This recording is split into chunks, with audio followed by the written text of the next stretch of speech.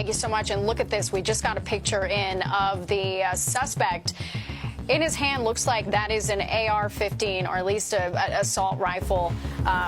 Very scary situation, as that man just described. Again, there are a lot of hedge funds, law firms, banks in that area on Park Avenue, Midtown Manhattan. And this is a picture now we're getting of that suspect. 2 people have been shot. That man that we just heard from was one of the men who was evacuated 2 blocks away from where this active shooter scene was all going down. He said that he was evacuated for 30 to 45 minutes. Also hearing some reports that people had to shelter in place. So while this is all unfolding, really towards the end of the workday for a lot of people in that area, and so many businesses in that one building too, high-end hedge funds, law firms, banks again. So quite an active scene, a lot of police in that area, understandably so. It's a very active scene, 52nd between Park and Lexington Avenue.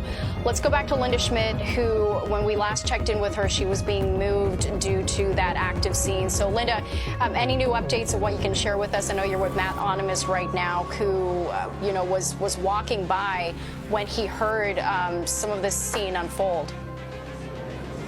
That's right. He actually shot some of the video that you guys have probably been showing on the air and also streaming. We are located right now. We're at Lexington and 50th, where this happened, and they pushed us back. Where this happened is 1 block that way, 51st, and about halfway up the block. And it was one of the side entrances to the building. Now, Matt, who works with us, we've worked with each other for more than 20 years.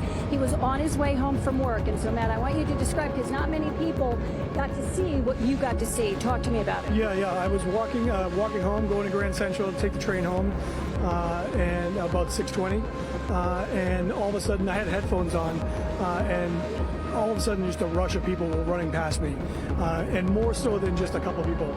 So I took my headphones off and somebody said gunshots, shooting, and I turned back and I saw some people, it quieted down for a second, and some people were walking back towards 51st Street. So I started walking back to check it out. I saw officers with their guns drawn. I immediately called Fox 5 and talked to our news director and said there's something going on. And then I just got my phone out and I started shooting video of just the officers around the Bank of America building, about to go in, just hiding behind trees and the planters that were there. Right. And then they ended up going into the side entrance, and then a few minutes later, people started coming out. Streets ain't forget.